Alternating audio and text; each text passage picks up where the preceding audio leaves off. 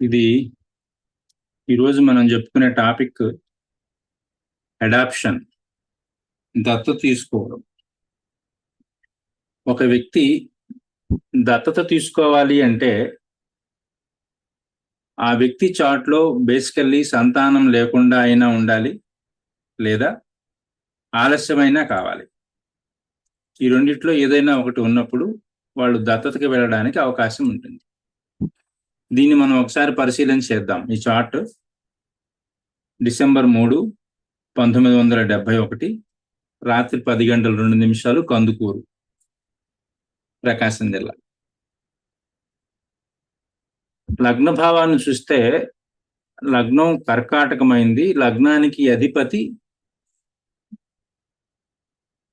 ద్వాదశ భావంలో ఉన్నాడు. అది చంద్రుడయ్యాడు, 12కి కనెక్ట్ అయిపోయాడు. లగ్నంలో కేతు ఉన్నాడు. కేతువు మీద శని దృష్టి ఉంది. అంటే లగ్న భావానికి శని సంబంధం అన్నది ఏర్పడింది. శని కేతువుల సంబంధం వచ్చింది. సంతానాన్ని మనం ప్రథమ సంతానాన్ని పరిశీలించాలంటే 5వ భావాన్ని పరిశీలిస్తాం. మొదటి సంతానం 5వ భావం, రెండో సంతానం 7వ భావం, మూడో సంతానం 9వ భావం, ఇలా పరిశీలన చేస్తాం. మొదటి సంతానాన్ని మనం పరిశీలిస్తే ద్వితీయ భావానికి అధిపతి అయినటువంటి రవి పంచమ భావంలో స్థితి పొంది ఉన్నాడు. దిస్ ఈజ్ గుడ్, ఓకే, బాగుంది. దాంతో పాటు సంతానకారకుడైనటువంటి గురుడు కూడా పంచమంలోనే ఉన్నాడు. అయితే ఈ గురుడు ఒకసారి చూడండి, 6వ భావానికి అధిపతి. గురుడు 6కి తాను అధిపతి అయ్యాడు, తాను పంచమంలో ఉన్నాడు. 6 బేసికల్లీ ఏం చెబుతుంది అంటే అనారోగ్యాన్ని చెబుతుంది. ఇతని పైన లగ్నానికి అధిపతి అయినటువంటి చంద్రుడి దృష్టి ఉంది. అంటే 1-6 సంబంధం అన్నది ఏర్పడింది. ఇంకా ఈ శుక్రుడు ఎవరి నక్షత్రంలో ఉన్నాడు? కేతువు నక్షత్రంలో ఉన్నాడు. ఎప్పుడైతే శుక్రుడికి కేతువుతో సంబంధం ఏర్పడుతుందో 6, 7, 8 భావాలకు కేతువు శుక్ర సంబంధం ఏర్పడుతుందో వాళ్ళు సంసార జీవితంలో కొంత ఇబ్బందులను ఎదుర్కోవాల్సి వస్తుంది. శుక్రుడికి కేతువుతో సంబంధం ఎలా ఏర్పడింది అంటే శుక్రుడు స్వయంగా కేతువు నక్షత్రంలో ఉన్నాడు. కేతువు శని చేత దృష్టిని పొంది ఉన్నాడు. శని దృష్టి కేతువు మీదే ఉంది, చూడండి. కాబట్టి కేతువు శనికి రిప్రజెంట్ గా పనిచేస్తాడు. ఈ శని నక్షత్రంలోనే శుక్రుడు ఉన్నాడు. దెన్ అంటే కేతువు నక్షత్రంలో ఉంటే శని నక్షత్రంలో ఉన్నట్టుగానే భావిస్తాం. 5వ భావం, దీని అధిపతి కుజుడు. ఈ కుజుడు లగ్నాతో అష్టమంలో ఉన్నాడు. 5వ భావానికి అధిపతి కుజుడయ్యాడు. ఇతను అష్టమ భావంలో స్థితి పొంది ఉన్నాడు. ఎవరి నక్షత్రంలో? పూర్వాభాద్ర, గురు నక్షత్రంలో ఉన్నాడు. సంతానానికి భావానికి కారకుడైన కుజుడే స్వయంగా తాను 6వ భావానికి అధిపతి ఉన్నటువంటి గురువు నక్షత్రంలో ఉన్నాడు. అంటే 6వ భావానికి 8వ భావంతో సంబంధం ఏర్పడింది. 5లో ఉన్నటువంటి గురువుని చూస్తే తను బుధ నక్షత్రంలో ఉన్నాడు. బుధుడు 6లో ఉన్నాడు. 5వ భావానికి 4తో సంబంధం. 4వ భావానికి అధిపతి ఎవరు? శుక్రుడయ్యాడు. శుక్రుని చూడండి, ఇతను స్వయంగా కేతువు నక్షత్రంలో ఉన్నాడు. అట్లాగే రవిని చూడండి, రవి బుధ నక్షత్రంలో ఉంటే బుధుడు 6లో ఉన్నాడు. 5వ భావానికి స్టార్ లార్డ్ కూడా బుధుడే అయ్యాడు. 5వ భావానికి నక్షత్రాధిపతి బుధుడయ్యాడు. ఈ బుధుడు 6వ భావంలో ఉన్నాడు. ఇక్కడ శుక్రుడు కేతు నక్షత్రంలో ఉన్నాడు, గురుడు వచ్చేసరికి బుధ నక్షత్రంలో ఉన్నాడు. అంటే 4వ భావానికి 5వ భావము 6వ భావము సంబంధం అన్నవి ఏర్పడ్డాయి.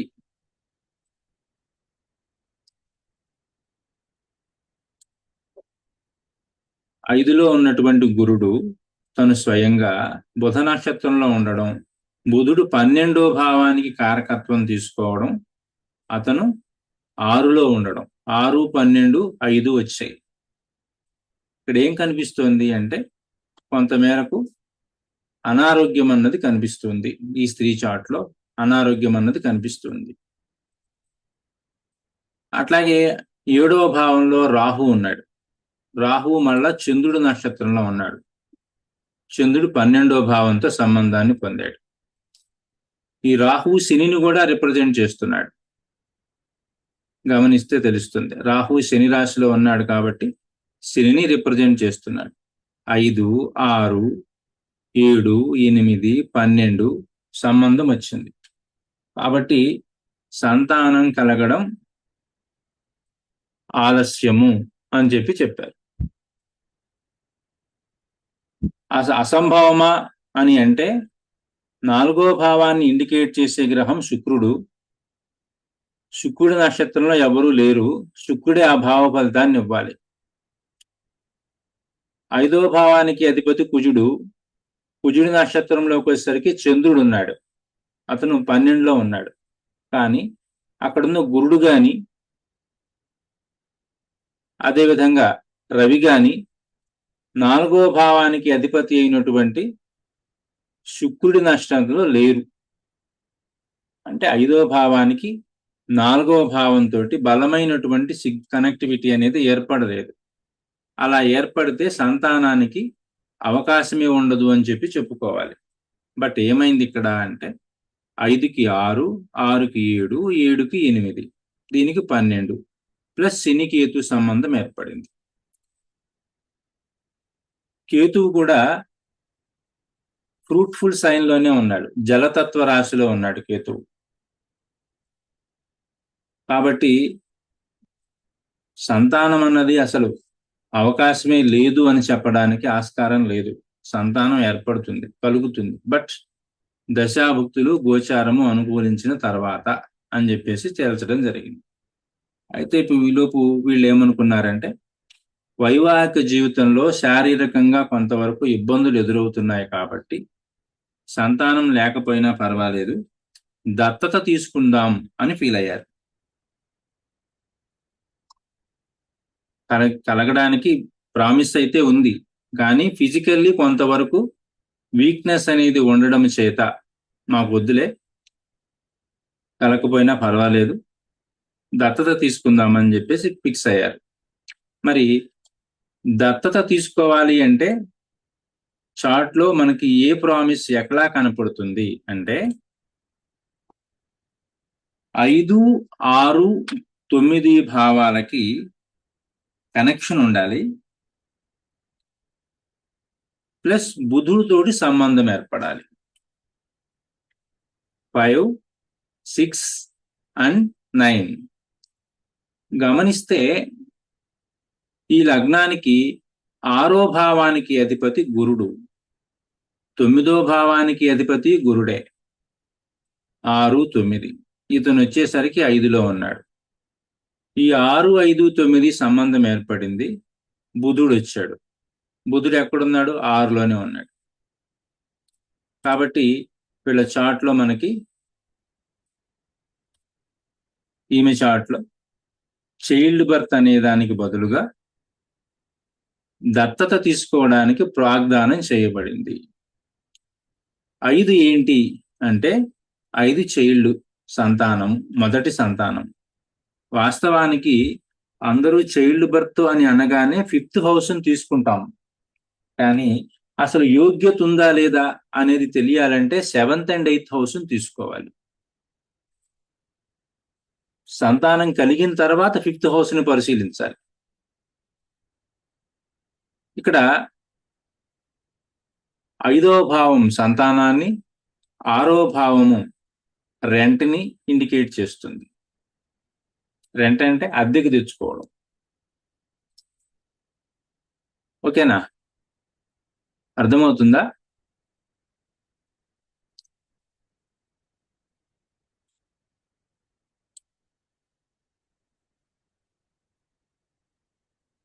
అర్థమవుతుందా అండి? అర్థమవుతుంది. ఓకే, ఇక్కడ మనం దాన్ని గమనించాలి. సంతాన యోగ్యత ఉందా లేదా, ప్రామిస్ చేయబడి ఉందా లేదా, వాళ్ళ ఫిజికల్ ఎగ్జిస్టెన్స్ దానికి ఎంతవరకు సహకరిస్తుంది, ఇది మనం పరిశీలనలోకి తీసుకోవాల్సిన అంశం. ఈమె చార్ట్లో సంతానం లేకపోవటం అనేది ఏమి కనిపించటం లేదు. సంతానం అయితే వాగ్దానం చేయబడింది, కానీ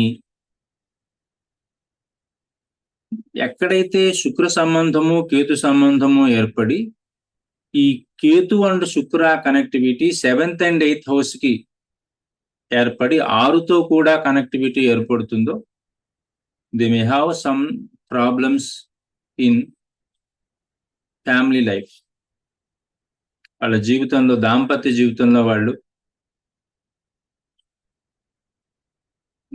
జీవితంలో వాళ్ళు కొంతవరకు సమస్యలను ఎదుర్కోవాల్సిన పరిస్థితి ఏర్పడుతుంది. ఈమెకి కొంచెం గర్భాశయానికి సంబంధించి కొన్ని సమస్యలు ఉన్నాయని చార్ట్ ద్వారా అర్థమవుతుంది. కాబట్టి వాళ్ళు దత్తత తీసుకోవాల్సిన పరిస్థితి ఏర్పడింది. దత్తతకి ఫార్ములా 5వ భావము, 6వ భావము, 9వ భావము. ఈ 5, 6, 9 అలాంగ్ విత్ మెర్క్యూరీ, ఈ కాంబినేషన్ వల్ల దత్తత కలుగుతుంది, తీసుకోవడం జరుగుతుంది. అది ఎప్పుడు? సంతానం అనేది వాళ్ళ చార్ట్లో ఆలస్యమైతే, లేదు సంతాన యోగ్యత అనేది వాళ్ళకి లేకపోతే మనం అప్పుడు పరిశీలించి ఈ నిర్ణయం తీసుకోవచ్చు. కొద్దిమందికి సంతానము కలగటం ఆలస్యమైనప్పుడు వాళ్ళు దత్తత తీసుకున్నాక కొంతకాలానికి వాళ్ళకి మళ్ళా సంతానం కలుగుతుంది. అలాంటి వాళ్ళు కూడా ఉంటారు. మరి ఇక్కడ పరిశీలిస్తే దత్తత తీసుకునే వాళ్ళ చార్ట్ ఇప్పుడు మనం చెప్పుకున్నాం. మరి దత్తత వెళ్ళాలంటే వాడి చార్ట్లో మనం ఏం పరిశీలించాలి అంటే 1, 4, 6, 9 ప్లస్ బుధ, ఈ కాంబినేషన్ ని మనం చూసుకోవాల్సి ఉంటుంది. ఇందాక నేను చెప్పినప్పుడు 6, 5, 9 చెప్పాను దత్తత తీసుకోవాలంటే. 5 సంతానము, 6 మనది కాని దాన్ని మనం తెచ్చుకోవటం, లైక్ రెంట్ అన్నట్టు, వేరేది ఇంకోటి. 9 అనేది తీసుకోవడంలో, దత్తత తీసుకోవడంలో తండ్రి ప్రైమరీ రోల్ పోషిస్తాడు కాబట్టి మనం దాన్ని చెప్పుకోవాల్సి వస్తుంది. ఇప్పుడు వాళ్ళ చార్ట్లోకి ఇంకొక మనిషి దత్తతకు రావాలి అంటే వాడికి ఏం సిచ్యువేషన్ ఉండాలి అనేది కూడా చూద్దాం. ఇక్కడి నుంచి ఇది లగ్నం అయితే ఇది 5వ భావం అవుతుంది.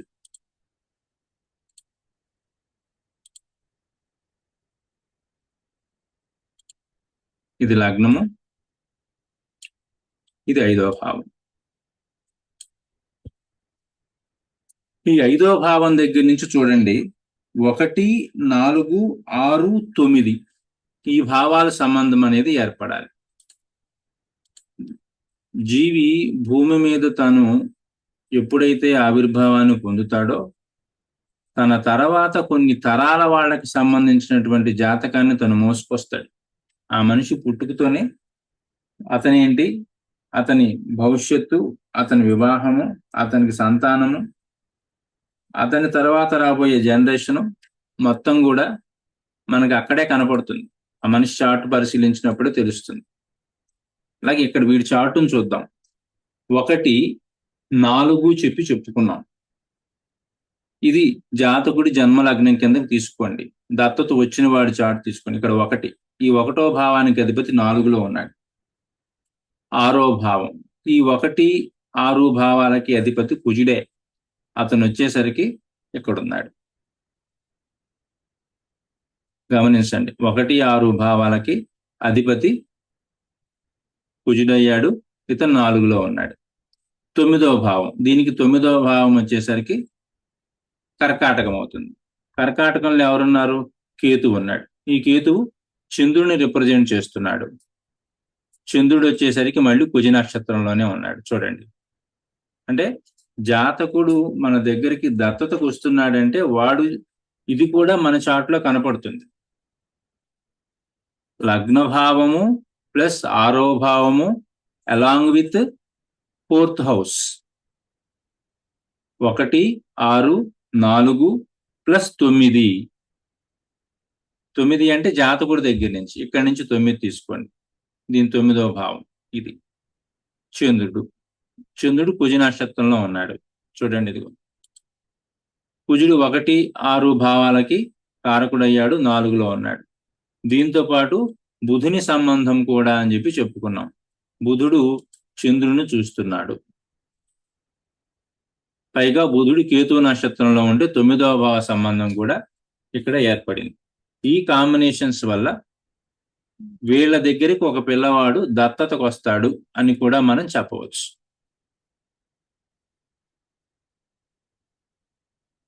ఇందులో 4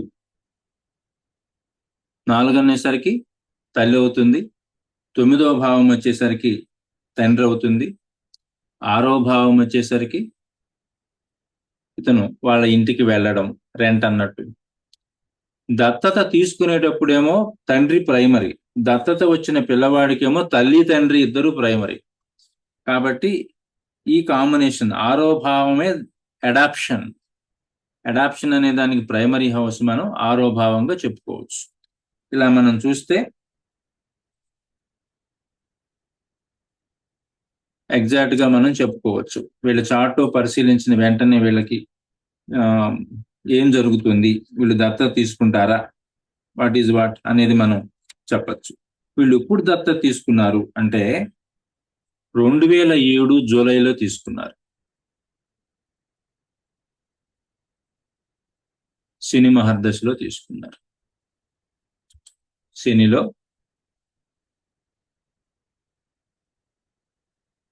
శని మహర్దశ, మళ్ళా శనిలో శని. దీంట్లో మళ్ళీ వచ్చేసరికి రవి. శనిలో రవి భుక్తిలో వీళ్ళు జాతకుణ్ణి దత్తత తీసుకున్నారు. శని వచ్చేసరికి చూడండి 11వ భావంలో ఉన్నాడు, 5వ భావాన్ని చూస్తున్నాడు. అదేవిధంగా ద్వితీయ భావానికి అధిపతి అయినటువంటి రవిని కూడా చూస్తున్నాడు. 2, 5, 11 అక్కడ వస్తుంది. ఈ శని చూడండి రవి నక్షత్రంలో ఉన్నాడు. రవి 2, 5 భావాలకి తను సిగ్నిఫికేటర్ అయ్యాడు. ఇంకా ఆరో భావానికి అధిపతి దత్తత తీసుకోవాలన్నప్పుడు 6వ భావం కూడా వస్తుంది కాబట్టి 6 ప్రైమరీ అవుతుంది. కాబట్టి 6వ భావానికి అధిపతి అయినటువంటి గురుడు శనిని చూస్తున్నాడు. శనిలో మనకి ఇక్కడ శని, దీంట్లో రవి 2వ భావానికి అధిపతి ప్లస్ 5లో ఉన్నాడు. 6వ భావానికి అధిపతి అయిన గురుడితో కలిసి ఉన్నాడు. శని చేత చూడబడుతున్నాడు. శని 11th ఇస్తున్నాడు. ఈ కాంబినేషన్ మనకి దత్తత అనే దాన్ని తెలియజేస్తుంది.